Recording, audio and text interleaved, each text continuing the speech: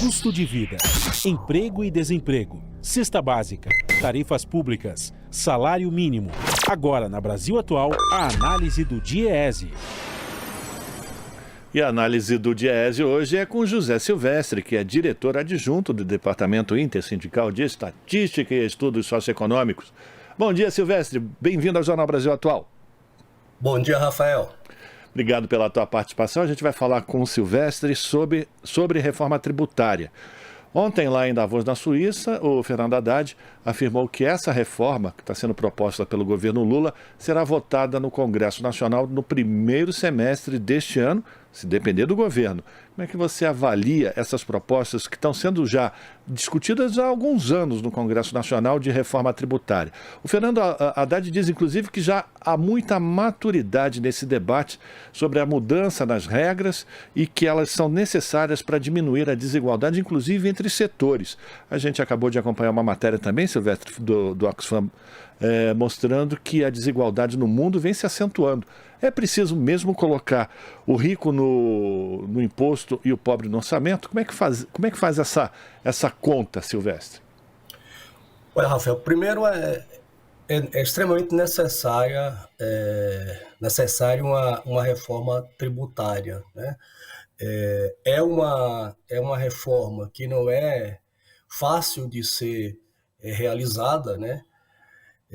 Mas me parece, e aí é exemplo de que nós temos em diversos países, é fundamental que se tenha uma reforma para poder permitir, né, primeiro, no nosso caso no Brasil, uma reforma que contemple duas dimensões fundamentais.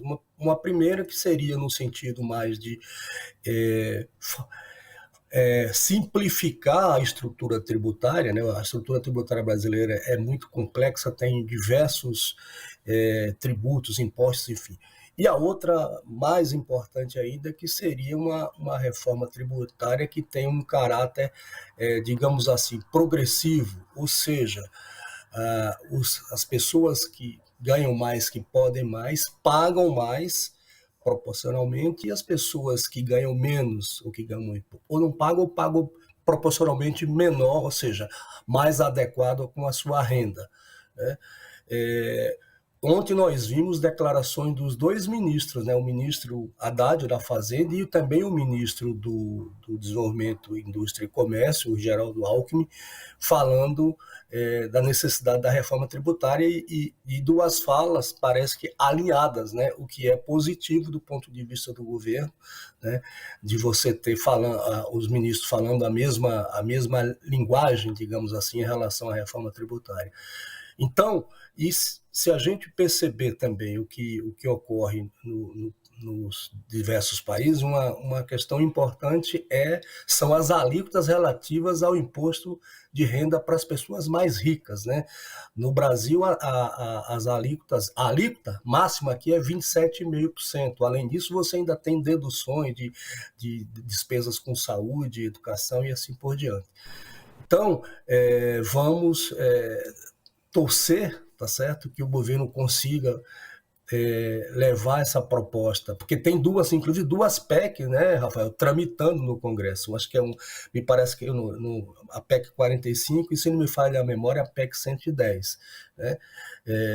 Vamos ver se os congressistas brasileiros, se o novo Congresso é sensível a fazermos uma reforma tributária que ajude o Brasil a reduzir a desigualdade, tenha impacto do ponto de vista do crescimento, né? E tenha uma solução mais, digamos assim, mais justa, inclusive do ponto de vista dos diversos setores. Pois é, Silvestre.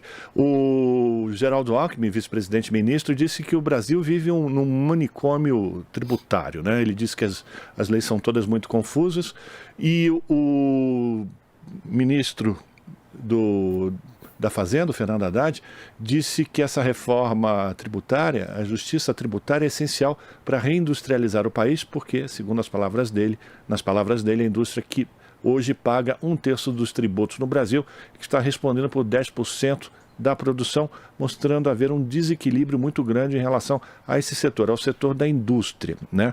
E aí a gente também tem essas duas PECs que você se referiu, a que está na Câmara, foi apresentada em 2019, estabelece a substituição de 5 tributos, né, que é o PIS, COFINS, IPI, ICMS e ISS por um só, que é um imposto sobre bens e serviços, o tal do IBS, e a proposta que está no Senado é muito parecida.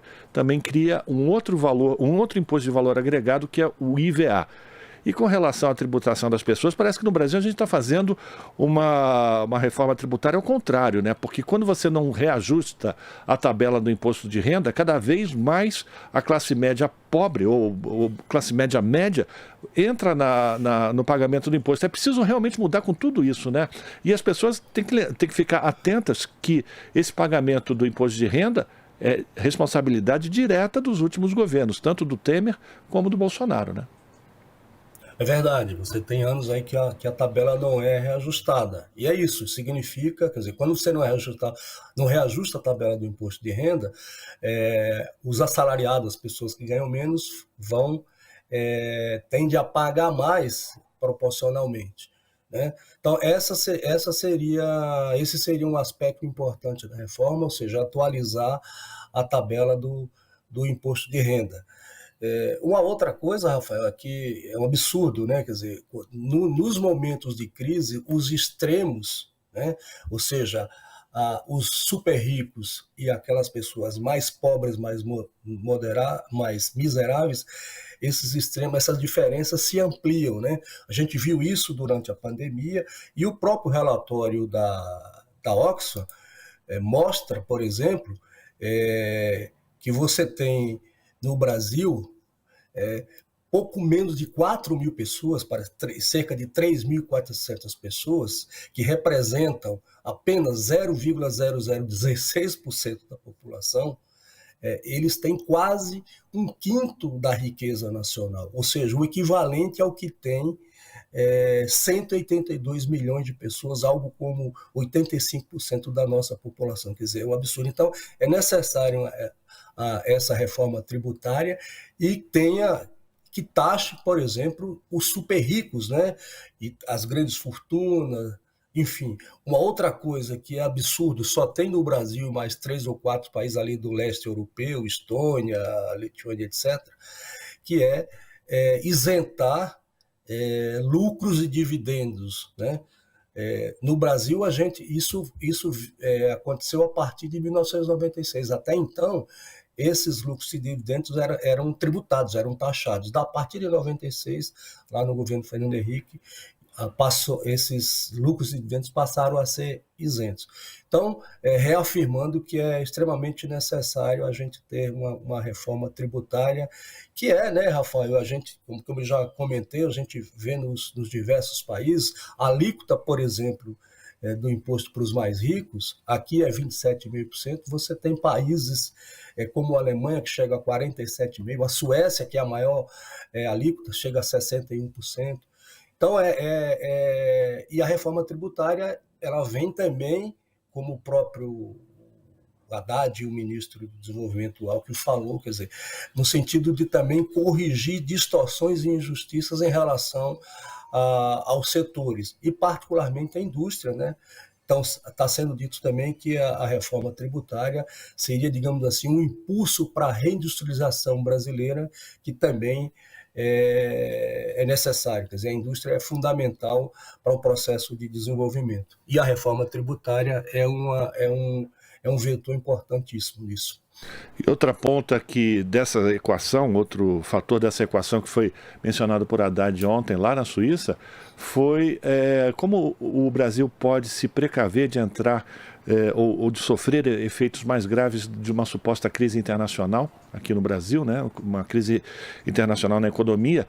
E o Haddad disse que é melhorar acesso ao crédito, diminuir o número de endividados no Brasil, que também é muito alto. Esse é um outro fator importantíssimo para a gente tentar buscar a retomada do crescimento econômico, né? Acho que a reforma tributária, né, com seus efeitos, o acesso ao crédito, né, a redução dos juros, né, a entrada, que é uma expectativa que se tem com o novo governo, e principalmente o Brasil voltando a ter protagonismo na agenda ambiental, quer dizer, isso deve facilitar, né, e deve atrair investimentos, né? A retomada, né, Rafael, de muitas obras. Eu acho que todos esses aspectos devem contribuir aí para a gente melhorar o ambiente, né, e a economia brasileira voltar a crescer.